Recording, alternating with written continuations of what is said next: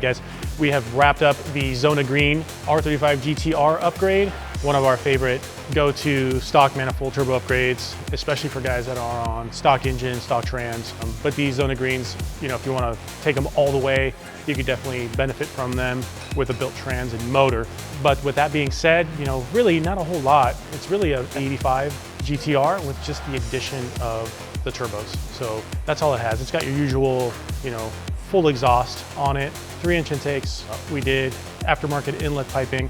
We happened to do the AAM inlet pipes when we had everything apart, but really aside of that, not a whole lot more. This thing is approaching about 86,000 miles on the clock, and I don't know, it's good numbers. We can definitely make a little bit more with them, but I just don't want to go too crazy on this thing, seeing as where the mileage is, and it's a lot of power as it is. So ethanol content, when we did all our dyno tuning, was roughly about E60, so it'll actually make a little bit more with the scaling in the calibration. 91 octane did superb, almost 700 wheel on just 91 octane. So for the guys who are on stock turbos, you can make the power and then some with 91 octane that you were making on E85 while also having better top end power.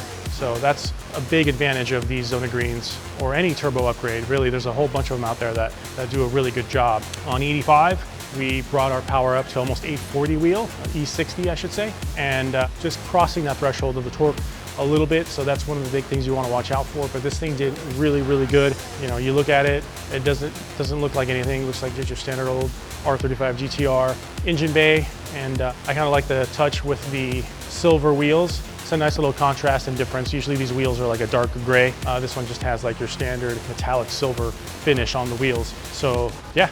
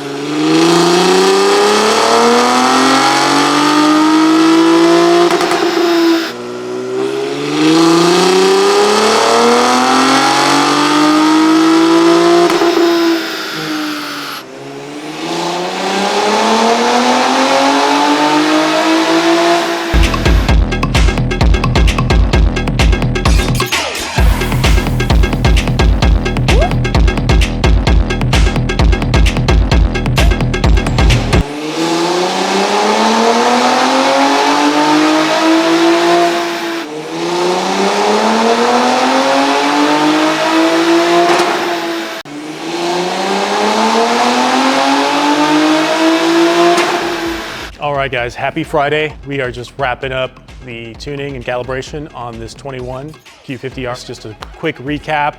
It's got our flex. Hey man, you know, I can't even get a goddamn video done over here. I'm kidding, you're good. I like to do it 3 times. It's good practice. All right, here we go. Ready? What's going on guys? We are just wrapping up the tuning on this Q50 RS. It's a 21, so we're doing our flex fuel kit. It's got the CAN bus set up on it. Just to recap real quick, heat exchanger, intakes, all from AMS. We've got the stage 2 injectors, AMS high pressure fuel pump in this bad boy, and we are definitely gonna be running that E85. So that's what we got going on.